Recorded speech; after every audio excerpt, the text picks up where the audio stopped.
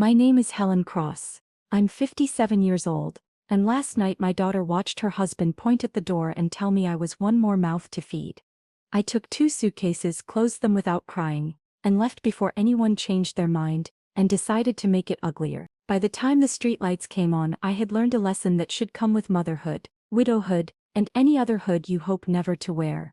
Love can be loud when it's convenient, and silent when it costs something.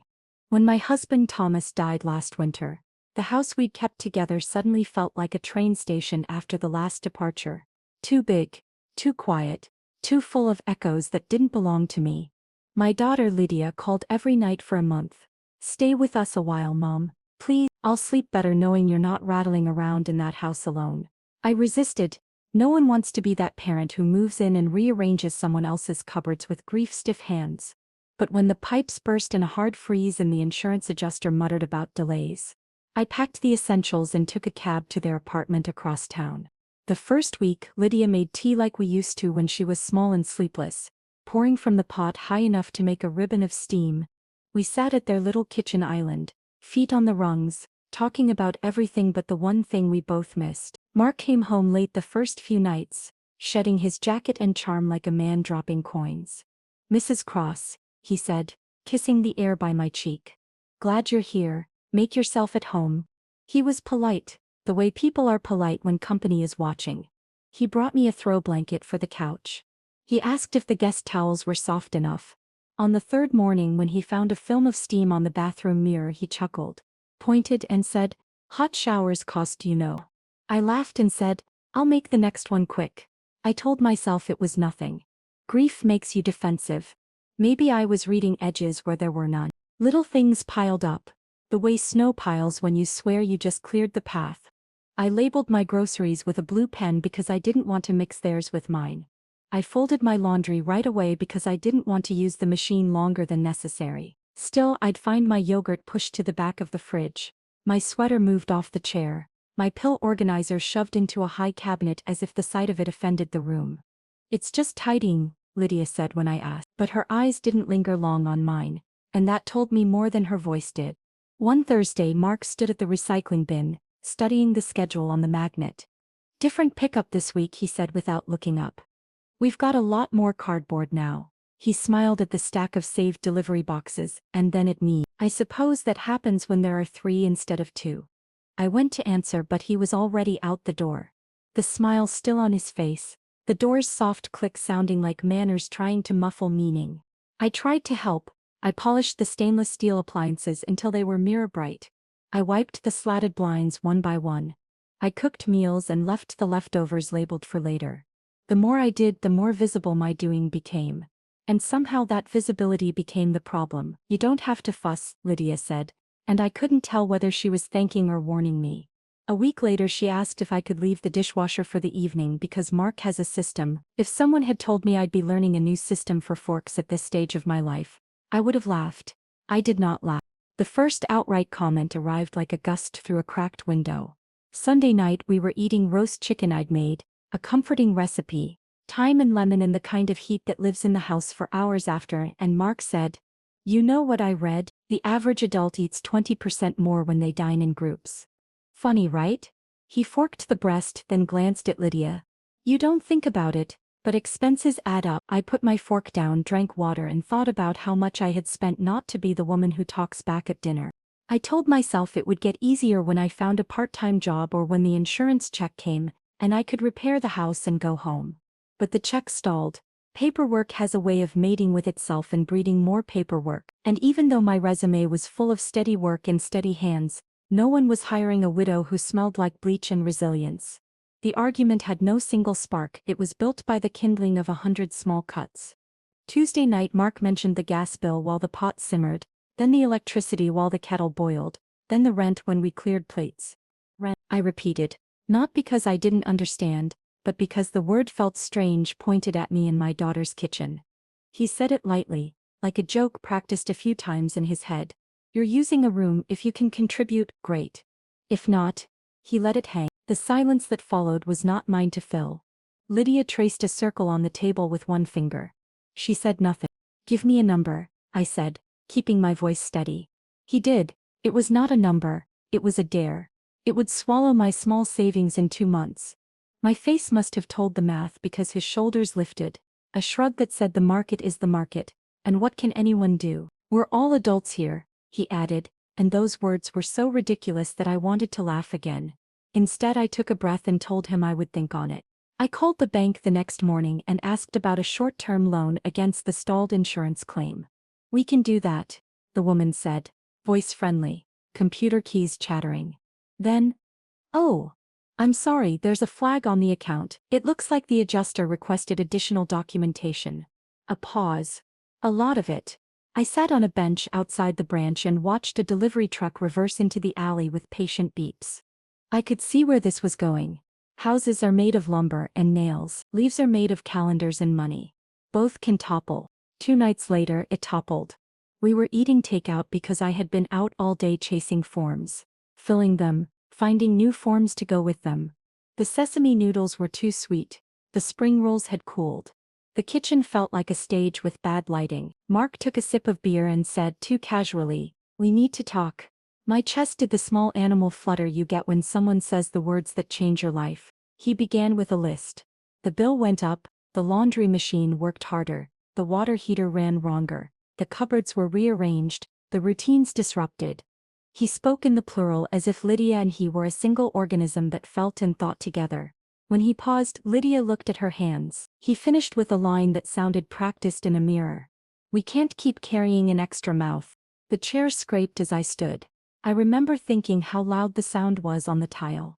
I thought of the house full of Thomas's tools and the way he would say, "What's broken can be mended," and wished briefly that he was as right about people as he was about latches and frames. "I'll go," I said.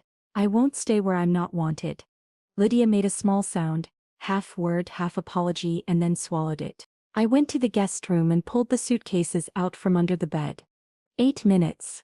That's how long it took to fold a life into 2 rectangles. Books, the photo of Thomas and me on a ferry, 27 summers ago, the cardigan that still held a faint whisper of his cologne, the pill organizer that offended the kitchen. I left the throw blanket. I fixed the pillows. Old habit. At the door, Lydia hovered, white-faced. "Mom," she said, voice barely there. "Maybe stay and we can." Mark appeared behind her, a hand on the frame above her shoulder, and whatever came next dissolved. She did not step forward. I kissed her cheek. She was my daughter. She is my daughter. Those things do not change even when everything else does. "I'll be fine," I told her, "because you learn to lie to your child when the truth will crush her." I didn't look at Mark. Some faces you save for later. The air outside hit my lungs like cold water. I dragged the suitcases 2 blocks and then another, ignoring the stitch in my side that arrived like an old friend who always chooses the wrong moment. I didn't call a cab. I walked to the bus stop because moving forward had to be literal before it could be anything else. While I waited, a woman in a red coat with a sleeping toddler offered me the end of her scarf like a shared joke. "Cold bites," she said. I nodded, grateful for the kind ordinary of a stranger who didn't need my story to be kind. The motel on Ashland had a vacancy sign that buzzed with a tired hum. The man behind the plexiglass slid a clipboard toward me. "Nightly or weekly?" he asked, eyes doing the math of me. "Weekly," I said, and handed him my card. He scraped away at a spot on the counter with his thumbnail while the printer chewed out a receipt. "Room 214, ice machines busted. Laundromats 2 blocks over." He pushed a keycard through the slot. His name tag said Ben in black block letters. I liked that about him, that he could still be Ben even when the ice machine was busted. Room 2014 smelled like old curtains. The carpet was the color of coffee left too long on the burner.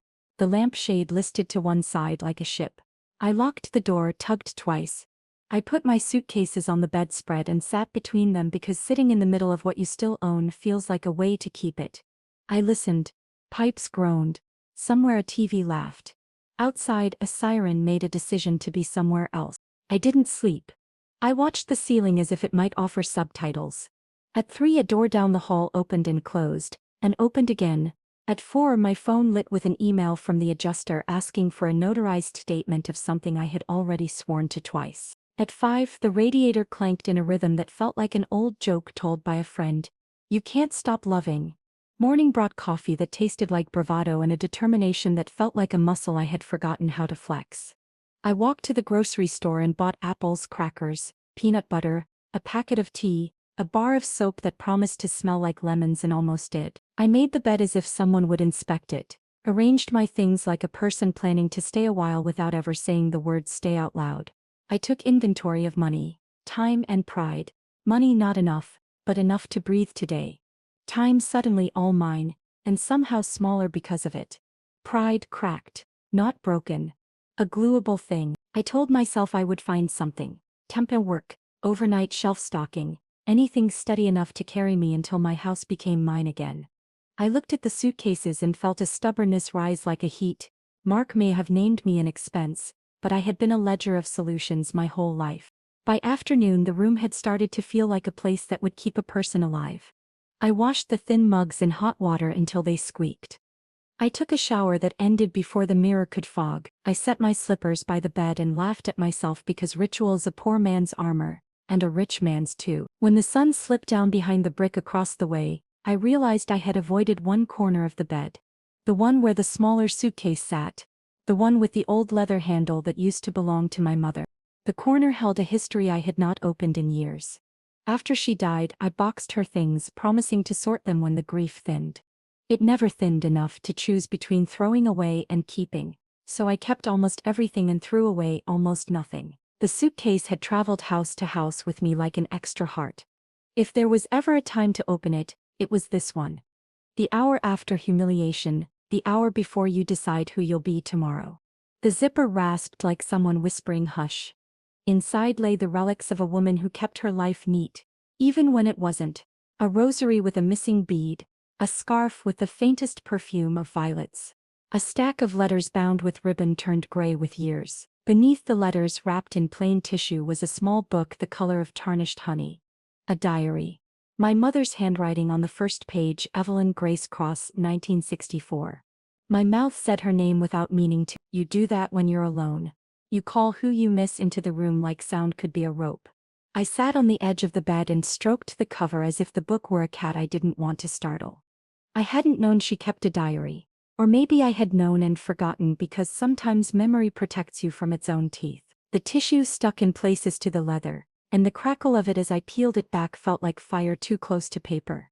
I opened to the first page and read the first entry, and then the second, and then I turned another page with hands that suddenly felt too large for the work.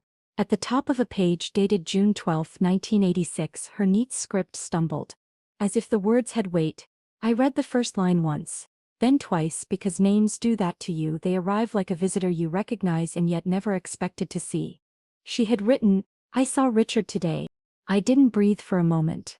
Richard. No last name there, not yet. Not in that first sentence.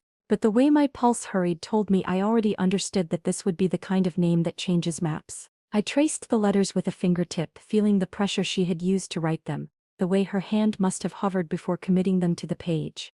Outside, a motorcycle roared past, a reminder that it was just a Monday and people were late to things. I looked back down. The next line waited, as patient and urgent as a hand offered to help you up. I turned another page, then another, old paper sighing at the seam. In the margin of an entry a few weeks later, a name had been pressed harder, as if making it darker might make it realer. Richard Hale. I closed the book gently and set it in my lap because a person should sit with a truth before trying to stand with it. My heart beat steady and loud. Like a clock the room had forgotten. I thought of Mark saying extra mouth and of Lydia not saying anything, and of the way a woman can be turned into a column on a budget by someone who only learned math and never learned mercy. The diary rested warm from my hands. I pressed my palm to the cover as if blessing it or asking it to bless me back. Then I opened it again and kept reading. Because there are stories that pluck you up by the collar and insist you follow. Somewhere between the mention of a meeting in a hotel lobby and a description of a check that should not be cashed but would be kept, the shape of my life began to tilt. The way a picture on a wall goes crooked just before someone notices and straightens it. Only this time I suspected straightening wouldn't be the point. This time I thought the wall itself might be coming down. I read until the words swam, not from tears, those could wait, but from the sudden sense that I had been walking my whole life along one street without knowing there was an alley that led to an entirely different part of town. The woman who had walked out of Lydia's apartment with 2 suitcases was still here in room 214, but she was not the only person in the room anymore. There was also the girl who had once watched her mother count grocery money twice, and the woman whose name might mean something different on paper than it had ever meant in her mouth. Night dropped its dark shawl over the motel windows. I turned off the lamp and lay down on the bed with the diary under the pillow, like a child with a tooth for the fairy. I could feel the rectangle of it through the foam, the ballast of it. I didn't know yet if the name would lead to a door that would open or a wall that would not. I didn't know if the man in my mother's careful, cautious sentences would be the kind of father who leaves a map or the kind who leaves a maze. I only knew that tomorrow would not be spent apologizing for steam on a mirror or counting forks in someone else's drawer. Tomorrow would be spent finding out who I had been all along when no one thought to ask me. In the dark, I whispered a thing to the ceiling that I hadn't said since Thomas died, because it felt both true and necessary. I'm still here. The radiator answered with a soft sigh like agreement. Somewhere 2 doors down, someone laughed. In the morning I would find a pen, find a lawyer, find the next page in a story I hadn't known was mine. Tonight I slept with the sound of trucks on Ashland and the weight of my mother's words under my head, and it was enough. The motel room was still when I woke, but my heart wasn't. It thudded with a rhythm I hadn't felt in months, as though the diary on the nightstand was alive, whispering to me through its worn leather cover. I lay staring at the ceiling, listening to the hum of the heater and the footsteps of strangers overhead, until finally I swung my legs out of bed and opened the diary again. My mother's words had waited decades for me to find them. They weren't going to stop calling now. Her script was neat, each letter pressed carefully into the paper. She had always been precise. My mother, her recipes exact, her clothes folded into sharp squares, her words measured, but in these pages I could see her restraint cracking. I read about meetings with Richard Hale, a name she had underlined twice as though to remind herself it was real. She described how he was powerful, respected, untouchable in public. And yet in her private world, he was warm, kind, and guilty. Guilty because he had a family elsewhere. Guilty because he couldn't claim her or me in daylight. But then halfway through an entry, my breath caught. She wrote, "Richard says he cannot give me his name, but he will give me something else. He wants to make sure Helen never suffers when I am gone. He is arranging assets, in her name, hidden until the time is right." I read it 3 times, my pulse racing, the words sinking like stones in my stomach. Assets, in my name. For a moment, I laughed out loud, sharp and bitter. Here I was, hunched on a sagging motel mattress, counting every dollar in my purse, when all this time there might have been something waiting. My mother had died years ago. She never said a word about this. Maybe she thought it would complicate things. Or maybe she wanted me to live my own life without shadows. But now, with Mark's cruelty echoing in my head and Lydia's silence heavy on my heart, I felt something I hadn't felt in a long time. Hope mixed with fire. I dressed quickly and left the motel, diary clutched in my bag like contraband. The city morning was cold, buses growling past, steam rising from grates. I found the nearest public library and sat at a computer, my hands trembling as I typed Richard Hale estate into the search bar. Dozens of articles appeared, obituaries, business journals, news features. I clicked one. He had died 5 years ago, leaving behind an empire of real estate and investments. His wife had passed before him. He had no legitimate children. The estate had gone to distant cousins and charitable foundations. No legitimate children. The phrase made me feel like a ghost. But ghosts have ways of haunting the living. I copied down addresses, the names of firms that had handled his estate, and the contact for a foundation still carrying his name. My head swam with possibilities. But I knew I couldn't navigate this alone. I needed someone who understood law, someone who could tell me if my mother's diary was just ink on paper or the key to something real. That afternoon I found myself outside a modest office with Victor Chen, attorney at law, etched on a brass plate. He was a recommendation from a woman I had known years ago at church. Someone who had once spoken highly of his honesty. Inside, the office smelled of coffee and paper. A tall man with sharp glasses greeted me, his handshake firm, his eyes assessing without being unkind. We sat at his desk as I slid the diary toward him. "I don't know if I'm wasting your time," I began, my voice shaky. "But I found this. It belonged to my mother. And if what's written here is true, then I trailed off. The words felt too heavy to finish. He opened the diary carefully, as if it were evidence in court. He read in silence for several minutes, his face calm but alert. Then he looked up.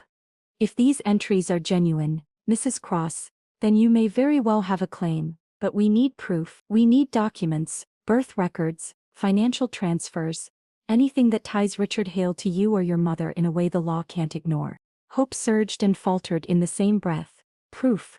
My mother was gone. My father, if I could call him that, was gone too. But Victor leaned forward, his voice steady. I've handled cases like this before.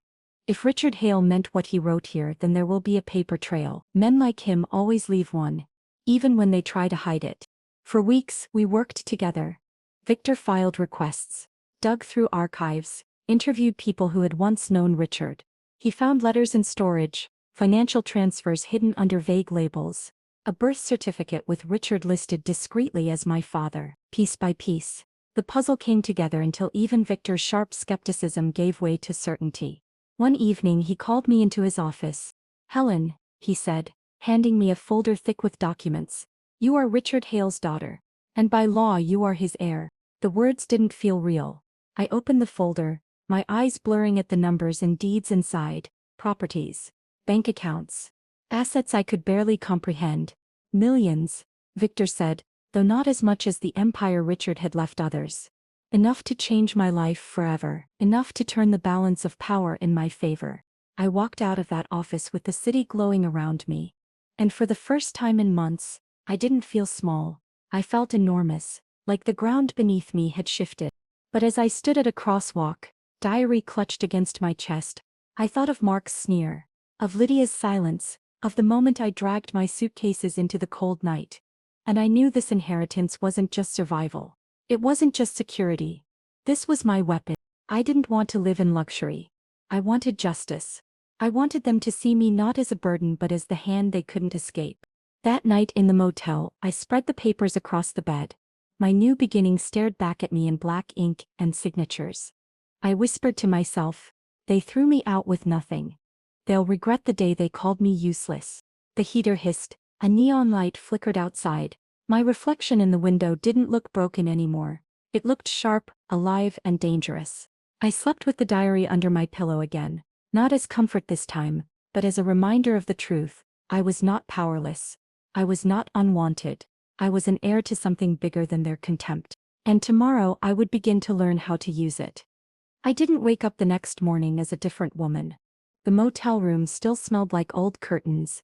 The heater still rattled, and the coffee machine still spat out something bitter enough to strip paint. But inside me, something had shifted. The diary on the nightstand wasn't just paper anymore. The folder of documents from Victor wasn't just proof. They were tools, and tools, when placed in the right hands, could become weapons. I sat at the motel desk, the papers spread before me, and asked myself the question I hadn't dared ask. Until then, what do I want? It would have been easy to say comfort. To buy a clean apartment, new clothes, a car that didn't moan with every turn. But deep down, that wasn't it. I wanted something sharper. I wanted Mark to choke on his smugness, to look at me and realize the woman he had thrown out with 2 suitcases now held the kind of power that could crush him. I wanted Lydia to understand the price of silence, to see the cost of standing by while her husband humiliated her mother. Victor called that afternoon. We'll need to start managing these assets, he said. We can set up a holding company, transfer properties, make investments. With careful moves, you can grow what you've inherited into something much larger. I agreed. But what I didn't tell him was that I already had a specific plan, and it started with the place I had been thrown out of. The apartment building where Mark and Lydia lived. For the next month I disappeared into the city like a woman on a mission. I bought new clothes. Simple, not flashy, but sharp enough to make people see me differently. I cut my hair, something bold that didn't whisper widow but shouted woman. I took classes in property management and finance, sitting in crowded rooms with young men and women who stared at me like I didn't belong, until I opened my mouth and showed them I was learning faster than any of them. At night I sat in the motel room, reading about market trends, zoning laws, contracts. I practiced the language of business until it rolled off my tongue like I had been born to it. The woman who had once lived quietly in the shadow of her husband's steady job was gone. This Helen was sharper, hungrier. Victor was impressed.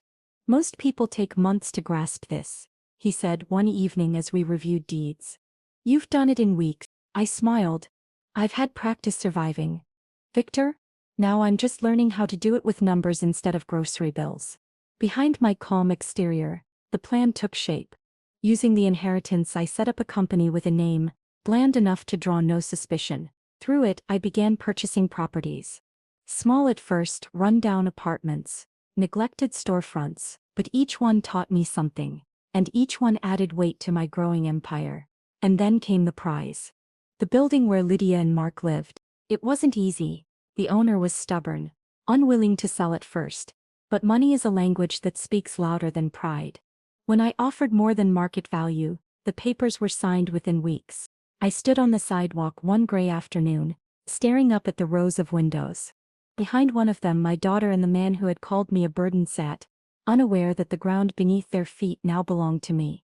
The irony was so sharp it tasted like metal in my mouth. The notices went out a week later. Rent would be tripled effective within 60 days. Renovations were planned.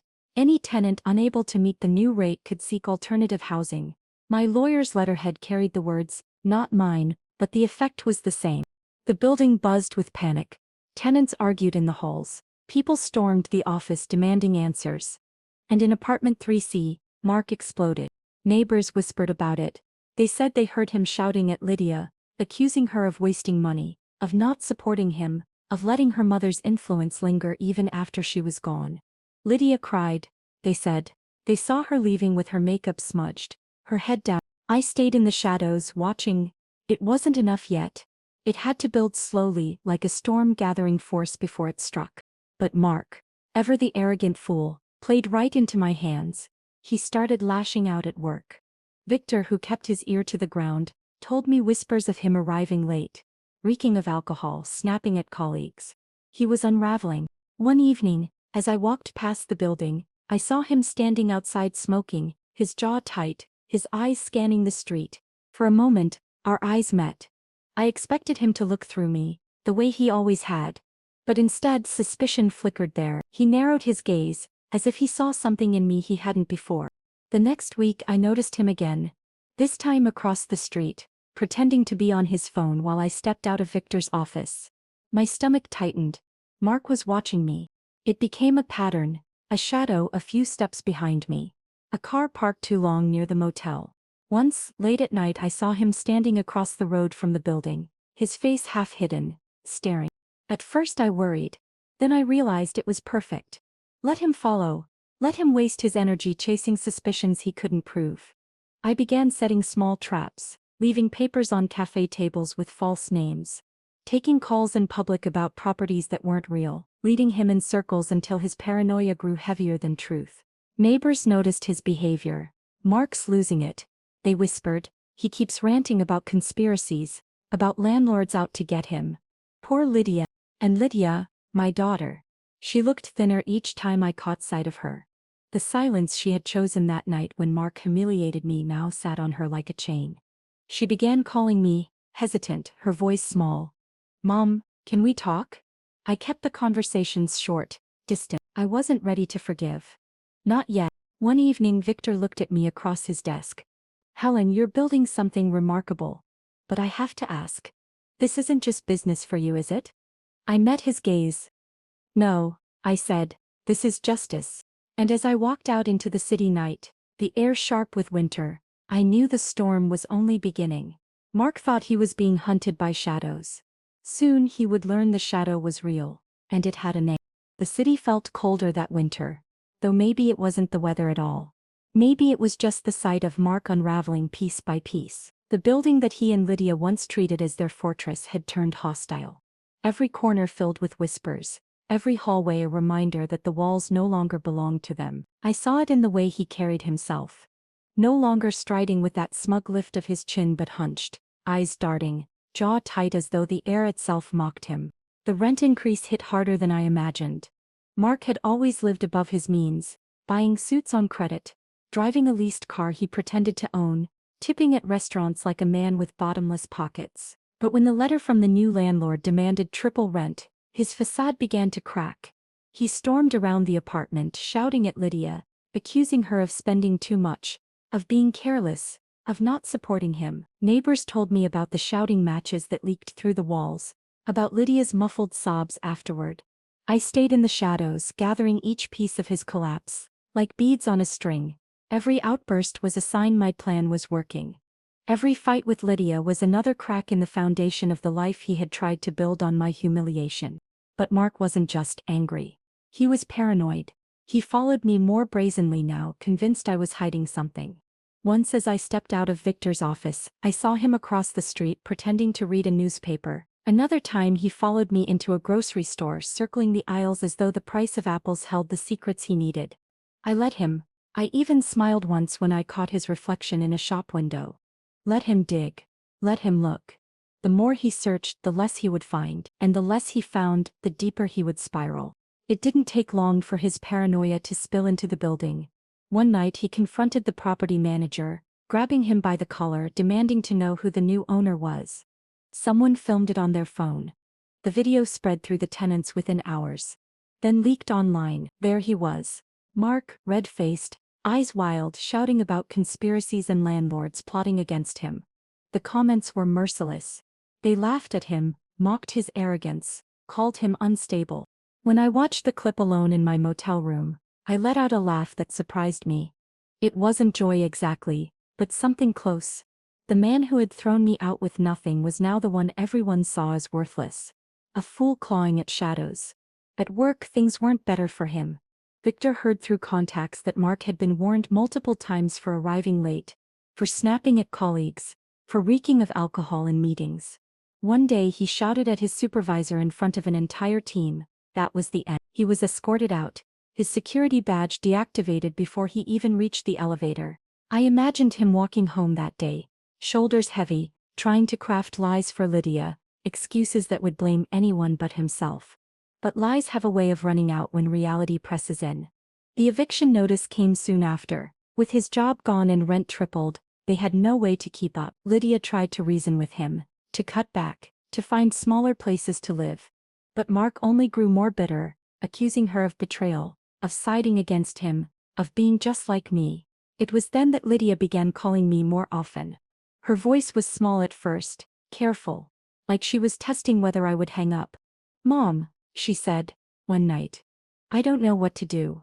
He's drinking all the time. He scares me sometimes." I listened, my heart twisting. He had stood silent the night Mark threw me out. And part of me wanted to let her feel the consequences of that silence. But another part, still a mother, always a mother, ached to protect her. I didn't answer right away. I only said, "You'll know what to do when you've had enough." And she had enough soon. It happened one night in the building hallway. Mark had been drinking, his anger spilling over into violence. A neighbor heard him shouting, saw Lydia cornered against the wall, her face pale, her hands trembling. The neighbor recorded it, and once again the video spread. This time it wasn't just anger, it was cruelty, venom dripping from every word, and in the end, when he raised his hand, Lydia pushed past him and ran. The camera caught it all. The fallout was swift. Friends who had once tolerated his arrogance cut ties. His own family, already weary of his failures, refused to take his calls. Lydia left him days later, moving into a friend's apartment while she figured out what to do. Mark was left alone, ranting to anyone who would listen, but fewer and fewer people did. I watched from the distance I had carefully built. I didn't rush in to save Lydia. I didn't reveal myself to Mark. I let the trap tighten around him until all that was left was the man he truly was. Broken, exposed, desperate. One evening, as I walked past the building, I saw him sitting on the stoop, his head in his hands, a bottle at his feet. He looked up and for a moment, our eyes met. Recognition flickered there. Suspicion turning into realization. His lips moved, shaping my name, but I kept walking, my steps steady. Let him wonder. Let him know, the power was mine now. That night, Lydia called again, her voice steadier this time. "Mom," she whispered, "I think I made a mistake. I should have defended you. I should have spoken up. I don't know if you'll forgive me, but I want to try." I didn't answer right away. The silence stretched, long and heavy. Finally I said, "Forgiveness isn't given in words, Lydia, It's proven in actions. Show me who you are now. Then maybe we can start again. She cried softly on the other end, but I didn't cry with her. I had no tears left for regret. Only for what came next. Because revenge was almost complete. But something larger, something harder was beginning to stir inside me. A question of what I would do when the man who had destroyed me was destroyed himself.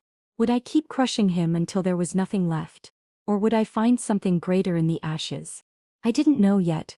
All I knew was that Mark's collapse was nearly finished. And soon I would decide how to use the power I had built. The city was quiet in the early spring, though maybe it was just me who felt the change. Snow melt washed the streets clean, and the air carried that damp smell of new beginnings. By then Mark was a ghost in his own neighborhood, drifting from bar to bar, muttering about betrayals and conspiracies no one wanted to hear. His reputation was ruined, his job gone, his friends scattered, his family disgusted with him, and Lydia had finally stepped away, her silence broken, her courage slowly waking. The man who had stood in his own living room and called me an extra mouth was now the one no one wanted to feed. And I had become the unseen hand that pulled every thread. But I wasn't finished, not because I wanted more destruction, but because I still hadn't answered the question that haunted me at night. What would I do with the power now that I had it? Victor reminded me often that I could live anywhere I wanted. You could buy a penthouse, a beach house, retire comfortably, even build an empire if you wanted. I listened, nodding politely, but inside I knew none of that mattered. This wasn't about luxury. It was about dignity. It was about reclaiming what they tried to strip from me. The turning point came when Lydia showed up at Victor's office one afternoon.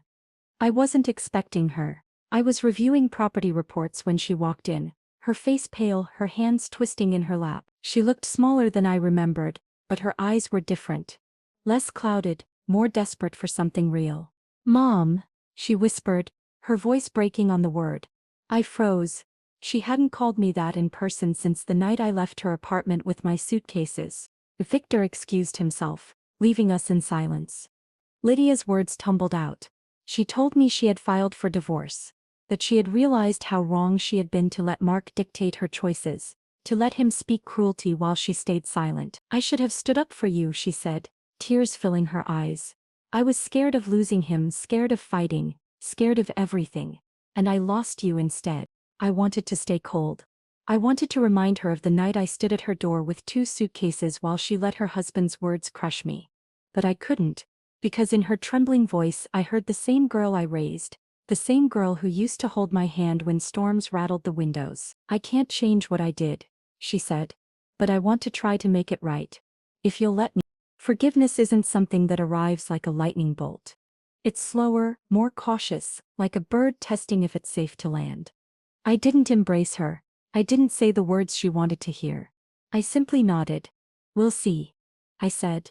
And that was enough for now. In the weeks that followed, Lydia visited more often. She helped me sort through documents, asked questions about real estate, listened when I explained what I had learned. Slowly she began to shed the shadow Mark had cast over her. She laughed sometimes, the way she used to, though guilt still lingered in her eyes. I didn't rush the bond. Trust takes time. But little by little the walls between us thinned.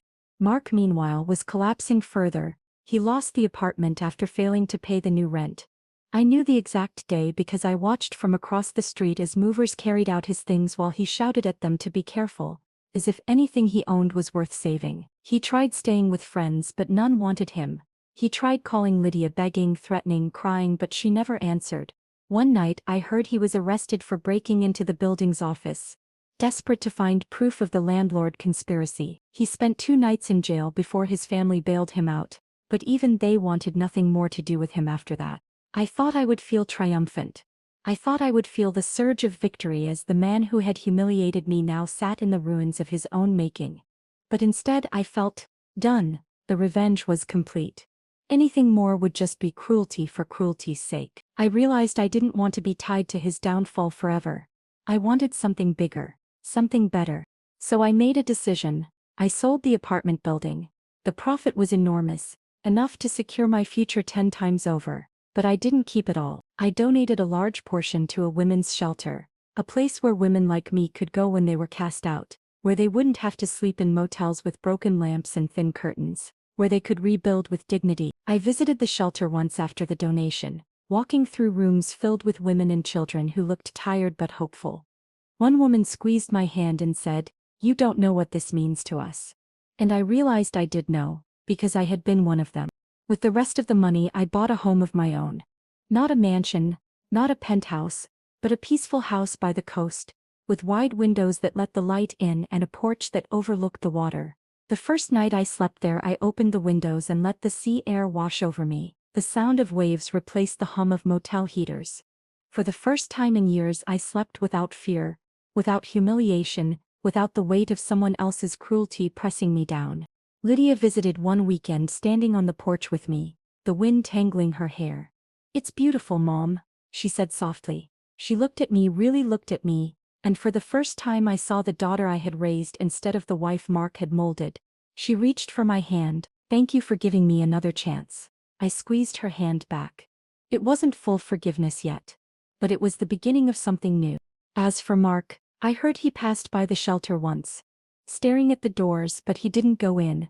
Pride can be heavier than chains, and his pride was the heaviest thing he owned. He drifted away after that, a man too stubborn to accept help, too broken to rebuild. He became what he had once accused me of being: useless, unwanted, forgotten. One evening I sat on my porch with the diary in my lap. My mother's words had led me here, but I no longer needed them to guide me.